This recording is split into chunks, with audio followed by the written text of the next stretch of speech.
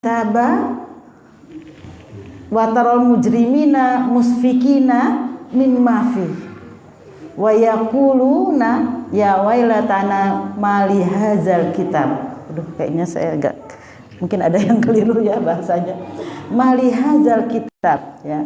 La yugadiru saghiratan wala kabiratan illa ahsaha wa wajadu ma amilu apa ya? La yadzlimu rabbuka ahada. Intinya seperti ini. Ketika kita nanti menghadap Allah di padang mahsyar, dikumpulkan di padang mahsyar, kita akan dikejutkan gitu ya. Akan dikejutkan di mana setiap kita akan menerima kitab. Wa wudi'al kitab. Ya.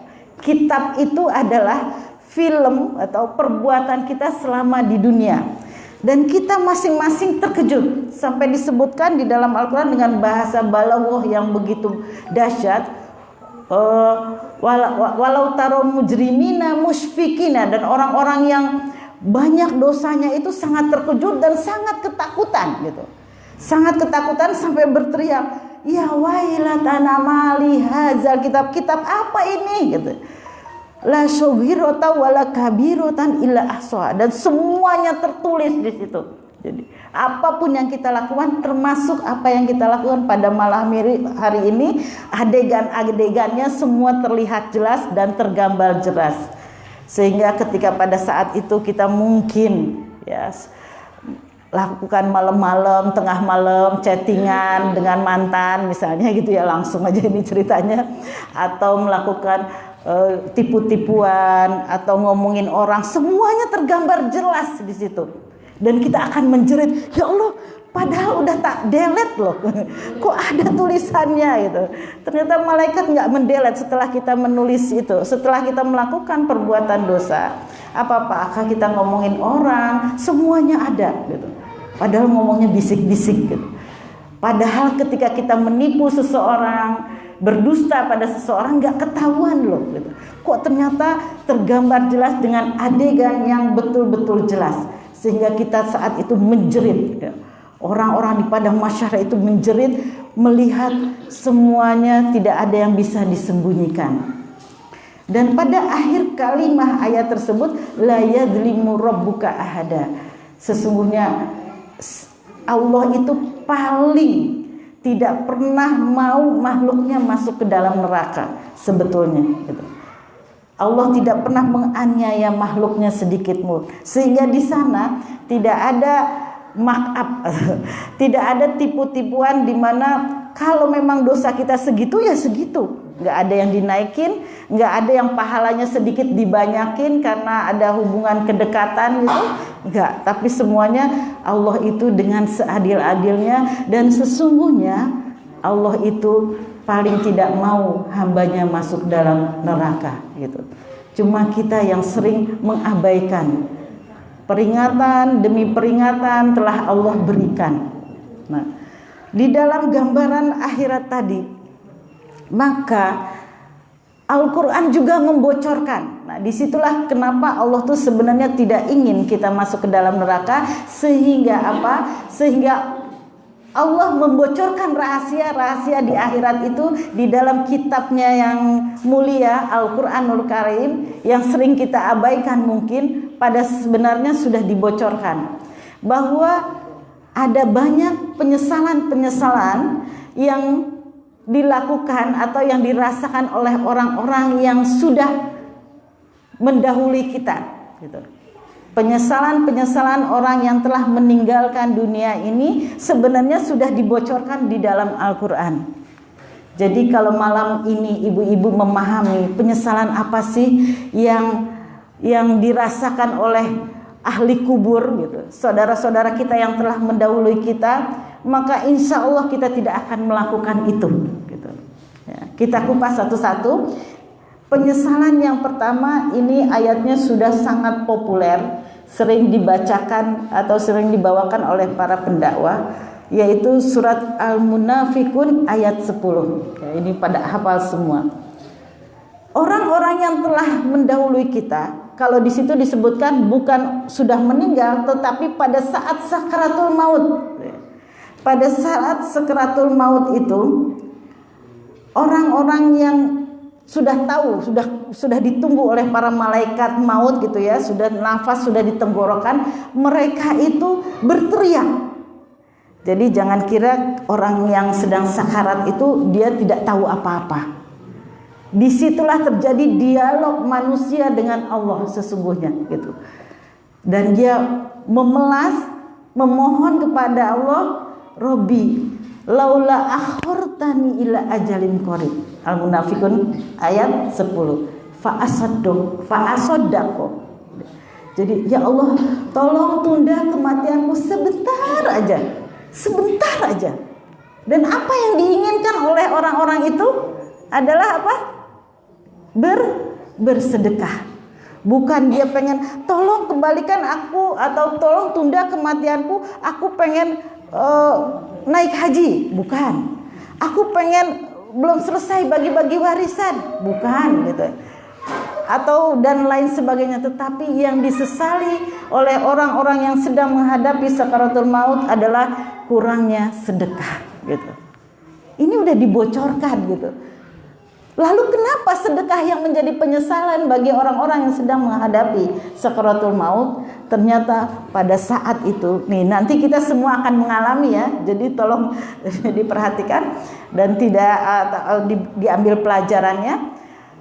Jadi kenapa sedekah yang sangat mereka sesali ketika menghadapi sakaratul maut? Bukan mereka lah, kita nanti ya. Ternyata pada saat itu Allah menampakkan ya, ketika orang-orang menghadapi sakaratul maut itu menampakkan betapa api neraka itu terhalang oleh sedekah gitu. Ya.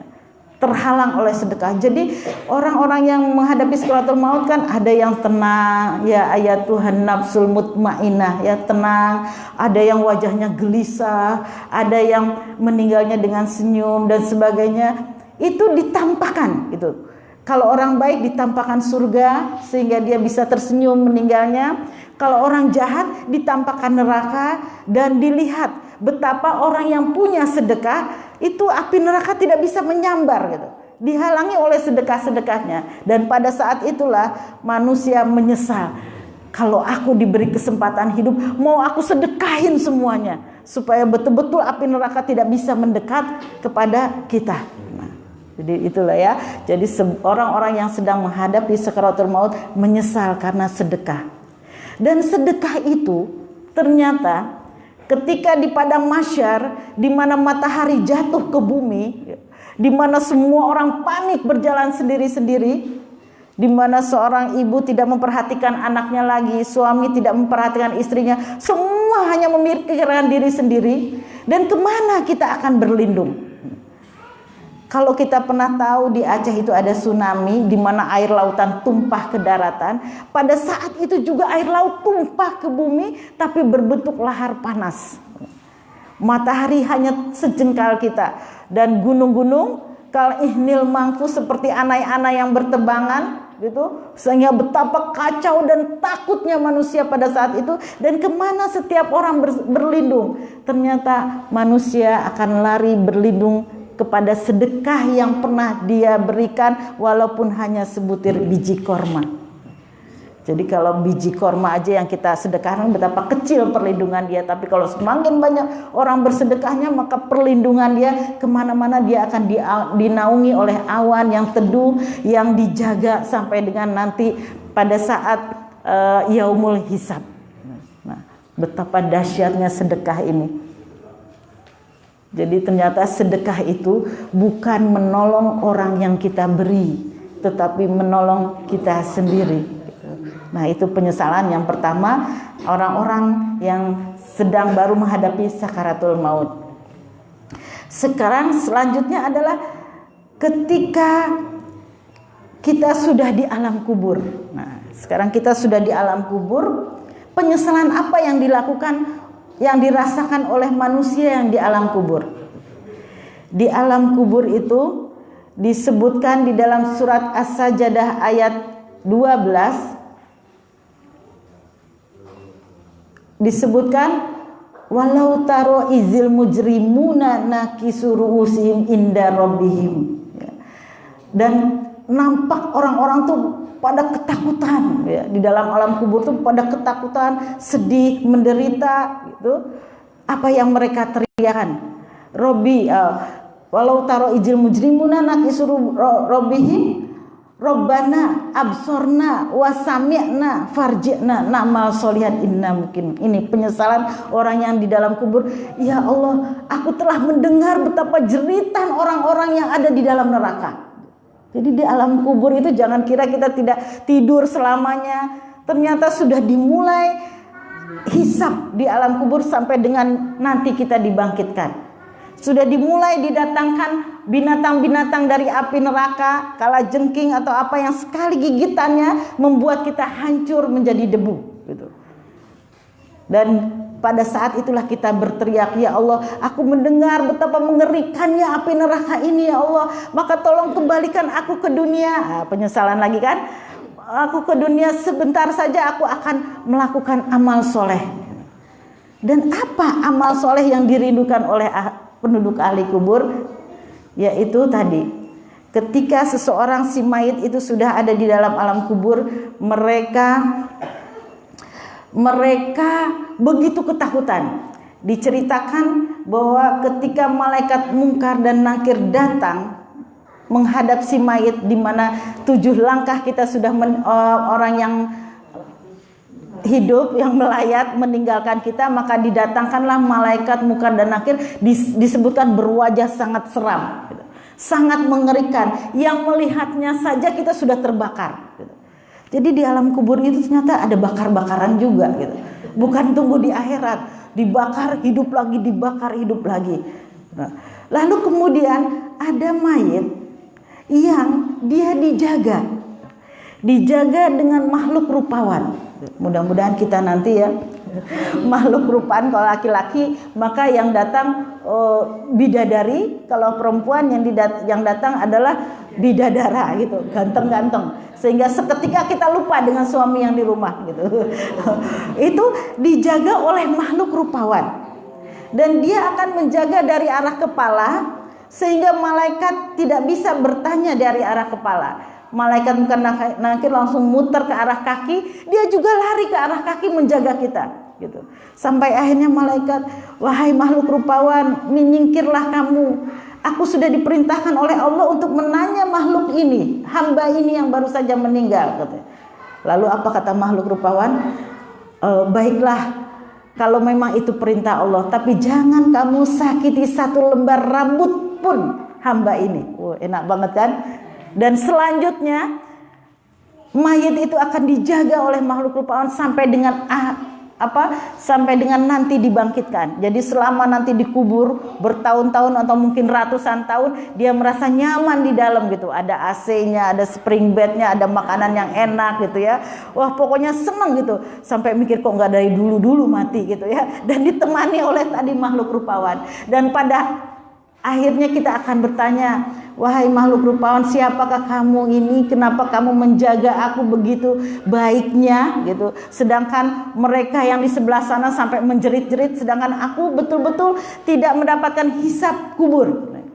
Dan makhluk rupawan itu akan berjawab, siapa dia? Aku adalah bacaan Al-Qur'anmu selama di dalam dunia ini gitu. Ketika kita di dunia, maka bacaan Al-Quran itu akan menjelma menjadi makhluk yang rupawan yang menjaga kita, sehingga kita sedikit pun tidak tersentuh dari azab kubur. Nah ini ya, penyesalan orang yang di dalam kubur adalah tadi ketika dia kurang dalam membaca Al-Quran, karena dia tidak bebas gitu, tidak bebas dari azab siksa kubur. Orang-orang yang suka membaca Al-Quran itu akan menjadi syafaat pertama yang akan kita terima ketika kita mati. Jadi syafaat pertama setelah kematian kita adalah ternyata bacaan Al-Quran kita selama di dunia. Nah, kalau sudah gini rasanya pengen one day one juice ya, setiap hari gitu.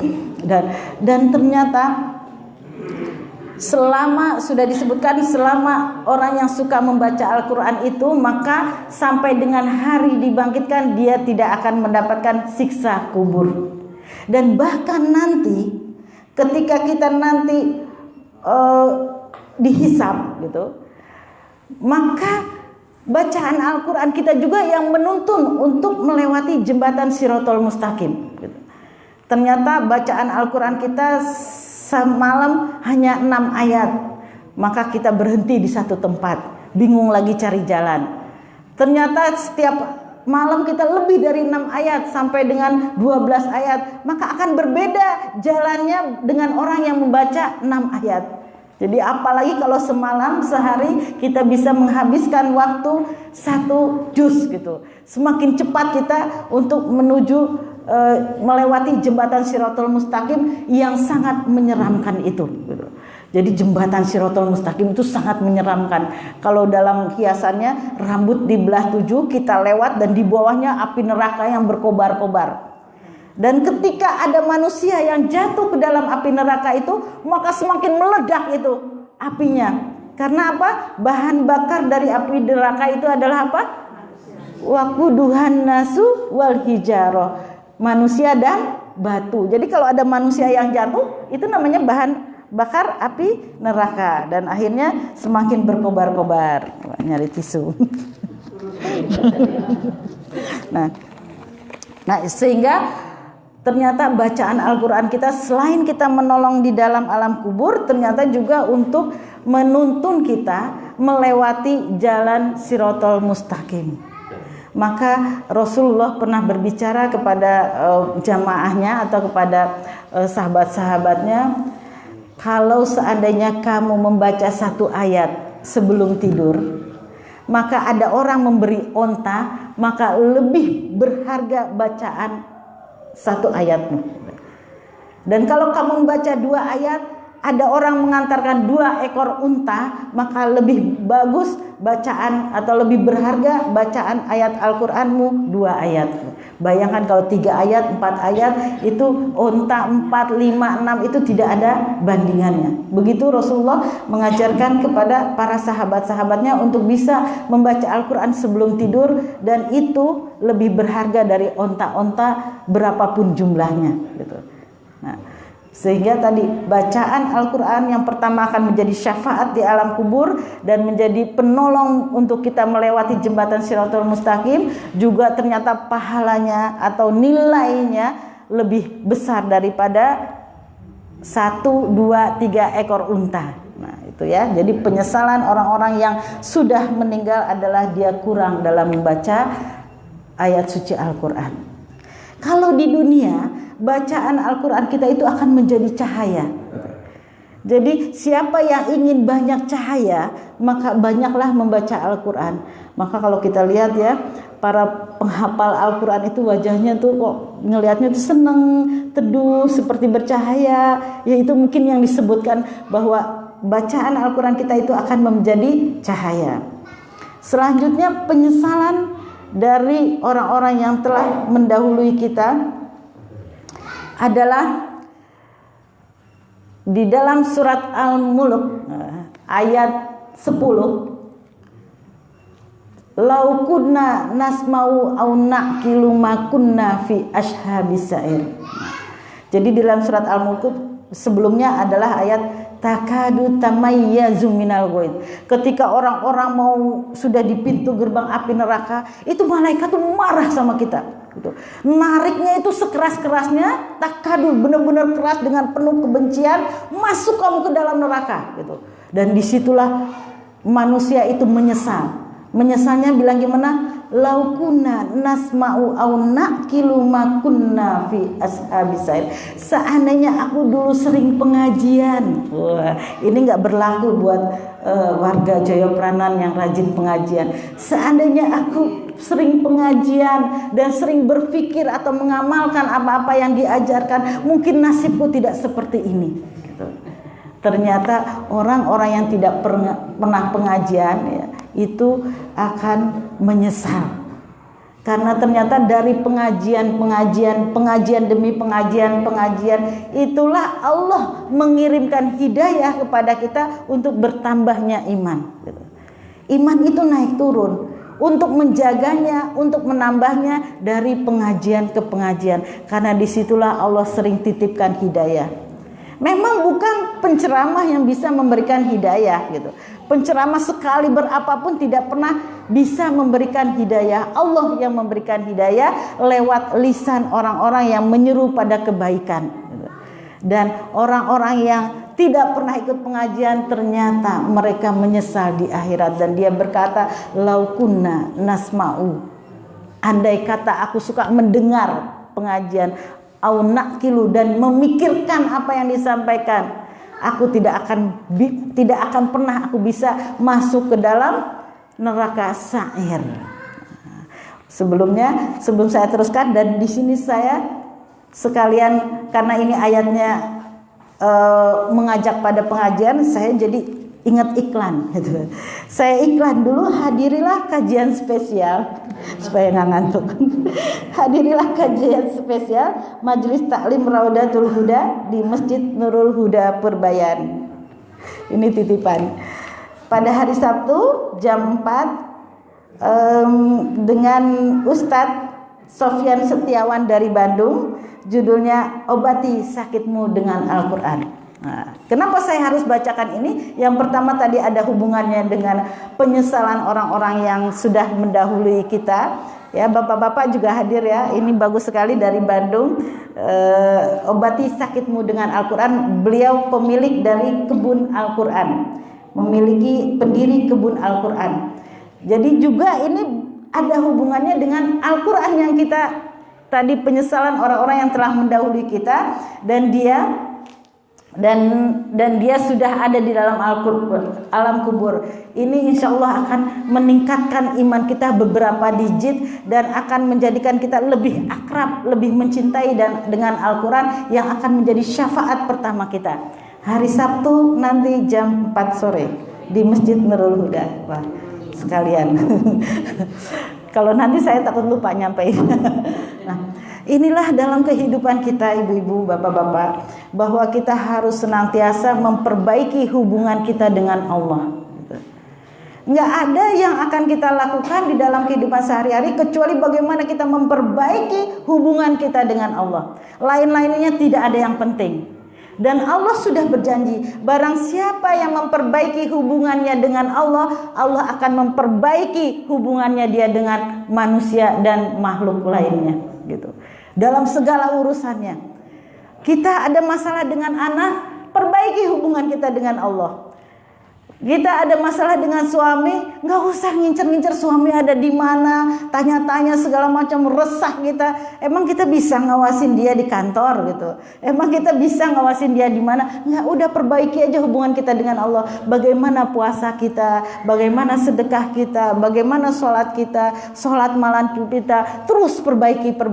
Maka Allah tadi berjanji akan memperbaiki hubungan kita dengan makhluknya, siapapun itu. Saya pernah posting apabila anak menjadi monster gitu. Mungkin nggak anak menjadi monster, Bu? Mungkin nggak kira-kira, Bu? Tapi saya bilang saking banyak sekali keluhan orang tentang anaknya, saya bikin ketika anak menjadi monster. Sekarang gini, bayangin ya, bayangin Pak ya, Bu, tiba-tiba ada anak gadis kita masih SMA. Pak, Bu, saya mau ngomong di kamar. Oh ya, mari kita ngomong nih. Anak kita pakai jilbab, cantik, masih SMA. Apa yang dikatakan anak kita? Begini Pak, saya sudah hamil 3 bulan. Jadi monster gak kira-kira tuh? Kayaknya mau kiamat, rasanya mending kiamat ya saat itu ya. Nah, ya seperti itu. Nah, lalu bagaimana kita menyelesaikan persoalan-persoalan kita dengan anak gitu? Atau tiba-tiba tabung gas kita hilang. Kenapa? Ternyata anak kita sudah terkena narkoba. Ngeri loh Bu kalau ada narkoba itu. Kalau anak sudah terjaring narkoba, tabung gas hilang, kerudung kita aja bisa hilang, sepatu, sendal, semua bisa hilang kalau sudah kerajinan narkoba gitu. Kadang-kadang manusia menjadi putus asa. Kayaknya kita yang paling menderita di dunia ini. Seorang ibu apalagi menjadi paling menderita, malu lihat orang, iri lihat orang lain gitu. Ya, adanya cuma susah, sedih, gelisah, nangis dan sebagainya gitu. Kenapa kita menjadi sedih? Kenapa kita menjadi gelisah? Kenapa kita menjadi putus asa? Karena kita tidak lari kepada penolong yang sebenarnya. Apakah semua yang terjadi di dalam hidup kita ini ada atas seizin Allah? Pasti kan? Nah, kalau sudah seizin Allah, kenapa kita tidak kembalikan kepada Allah? Gitu. Sudah kita bangun di tengah malam, angkat tangan kita, jangan turun lagi, katakan kepada Allah, ya Allah, aku tidak berdaya sedikit pun. Aku tidak berdaya menjaga suamiku, aku tidak berdaya menjaga istriku, aku tidak berdaya menjaga anak-anakmu. Maka aku kembalikan kepadamu pemiliknya. Tolong didik dia dengan didikanmu. Enak, kita udah kosong kita saat itu. Ya, udah kosong bahwa kita tidak akan mampu menjaga anak kita, mendidik anak kita, apalagi sudah bagus, kita sekolahkan dengan bagus, tapi dengan siapa temannya di luar kita nggak pernah ngerti. Maka tadi perbaiki hubungan kita dengan Allah. Katakan betul kita tidak berdaya, betul kita tidak mampu gitu. Nah, maka kita akan menjadi kosong. Anak itu bukan milik kita. Apapun yang kita miliki itu nggak ada satupun yang milik kita. Maka kembalikan kepada pemiliknya. Udah, langsung kita memperbaiki diri kita sendiri. Nah, itu cara-cara Allah yang begitu, bahwa Allah tadi tidak pernah menzalimi hambanya. Kalau ada setiap persoalan, maka pertolongan pertama yang Allah berikan kepada kita adalah ketenangan hati. Gitu. Ada persoalan berat, gitu. Ada persoalan berat yang rasanya tadi kayak mau kiamat. Kalau Allah menolong kita, maka kita diberikan tenang hati kita. Gitu. Jadi kalau kita belum tenang, kita masih sedih, kita masih marah, kita masih tidak terima, berarti belum datang pertolongan Allah. Gitu. Ya, huwallazi anzala sakinah liyazdadu imanan ma'a imanihim. Allah menitipkan ketenangan hati. Ya, setelah kita tenang hati, baru Allah tambah iman kita. Oh ya Allah, ini Engkau berikan ujian seperti ini, pasti ada hikmahnya. Nah, itu kan akhirnya bertambah tenang gitu. Syarat untuk mendapatkan ketenangan hati adalah apa? Kita tadi bertakwa dulu. Wa may yattaqillah yaj'al lahu makhraja. Kita bertakwa kepada Allah, menjalankan ibadah-ibadah, melakukan apa yang Allah sukai, maka tadi Allah akan memberi jalan keluar. Wa yarzuqhu min haitsu la yahtasib. Juga rezeki dari arah yang tidak pernah kita duga-duga. Nggak usah tahu gimana caranya aku bisa keluar dari, nggak usah tanya, kata Allah. Pasti nanti Allah kasih dari yang kita tidak pernah menduganya. Gitu. Dan jadi untuk menghadapi ujian demi ujian itu, yang pertama yang kita lakukan adalah bagaimana menjaga hubungan kita dengan Allah. Kemudian tadi Allah akan menolong kita dengan cara yang pertama, pertolongan pertama adalah ketenangan hati. Yakin kalau kita masih tidak terima dengan ujian ini, cobaan ini, maka kita belum akan ditolong oleh Allah. Gitu. Nah, ketenangan hati kita dapatkan dari mana? Baca Al-Quran. Ala bizikrillah tatmainul qulub. Maka siapa yang selalu berzikir, mengingat Allah, Allah akan memberi ketenangan hati. Kalau sudah kita hatinya tenang, baru datang pertolongan demi pertolongan yang tidak pernah kita duga dari arah mana datangnya. Kembali lagi tadi kepada tadi kok jadi ini ya. Tadi di dunia. Sekarang kembali lagi ke akhirat, bahwa apapun yang kita lakukan di dunia ini adalah gambaran nanti bagaimana kita di akhirat. Kita berbuat baik, maka di akhirat juga akan dibalas baik. Apabila kita berbuat jahat, maka di akhirat juga akan dibalas dengan jahat. Yasin ayat 12 disebutkan, al-yauma inna nahnu nuhyil mauta wa naktubu ma qaddamu wa atharuhum wa kulla syai'in ahsaynahu fi imamin mubin. Itu juga kan sama, bahwa akulah yang menghidupkan kamu setelah mati. Jadi jangan kira kita setelah hidup ini, mati itu udah selesai. Setelah kita hidup, Allah matikan, kemudian Allah hidupkan lagi gitu. Allah hidupkan lagi, kemudian apa? Tadi digambarkan atau dipertontonkan apapun yang kita lakukan. Bagaimana kita memecahkan masalah, bagaimana kita mengingat Allah, bagaimana kita cara memperbaiki hubungan dengan Allah, maka diperlihatkan dengan buku yang tertulis yang tidak berkurang sedikit pun dan tidak bertambah sedikit pun, sama persis dengan apa yang kita lakukan di dunia ini, dan kita nanti akan terperangah gitu. Terperangah begitu lengkapnya, begitu teraturnya, begitu sama persis dengan apa yang kita lakukan gitu. Terus kemudian apa? Wa nahtimu ala afwahihim wa tukallimuna aydihim wa tashhadu arjuluhum bima kanu yaksibun. Kemudian Allah menutup mulut kita, maka berbicaralah tangan kita, kaki kita, mengatakan apapun yang telah kita lakukan tanpa bisa kita berdusta sedikit pun gitu. Nah, pentingnya kita memperbaiki hubungan kita dengan Allah mulai malam ini, supaya kita tidak mendapatkan penyesalan-penyesalan dari apa yang kita lakukan ketika di dunia, dan kita akan mendapatkan balasan yang setimpal atas perbuatan kita. Dan mudah-mudahan apapun yang kita lakukan di dunia ini adalah menjadi penolong kita, baik kita di dunia maupun di akhirat. Karena sesungguhnya penolong kita adalah amal-amal soleh kita sendiri. Dan sesungguhnya bahwa musibah-musibah yang kita dapatkan adalah dipanggil oleh dosa-dosa kita sendiri gitu. Tetapi kalau Allah mencintai seseorang, maka akan Allah berikan musibah dulu gitu. Supaya apa? Dibersihin dulu kita daripada dosa-dosa. Jadi kalau kita mendapatkan musibah, bahwa sebentar lagi ketika kita bersabar, kita akan mendapatkan kabar gembira gitu. Kabar gembira, karena Allah sebelum memberi kabar gembira, Allah bersihkan dulu dosa-dosa kita. Sekali lagi bahwa tidak ada yang perlu kita takutkan di dunia ini kecuali dosa-dosa kita sendiri, karena Dia akan memanggil musibah demi musibah yang akan kita hadapi. Demikian ibu-ibu, mohon maaf atas segala khilaf dan salah. Mudah-mudahan ada manfaatnya. Wabillahi taufiq wal hidayah. Assalamualaikum warahmatullahi wabarakatuh. Waalaikumsalam.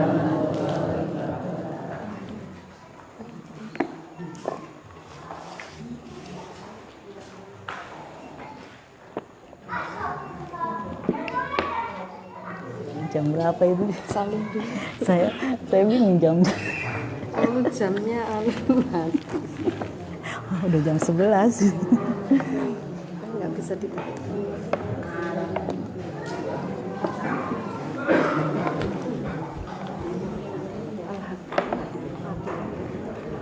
Alhamdulillah. Terima kasih kami sampaikan Ibu Haja Tamius yang telah banyak memberikan pelajaran pada kita semua. Semoga dengan apa yang disampaikan tadi kita dapat mengambil pelajaran dalamnya, dan kita akan senantiasa menambah iman kita dengan menghadiri pengajian-pengajian. Bertambah lagi iman kita, bertambah lagi iman kita, insya Allah. Untuk itu kami ulangi mungkin tadi ada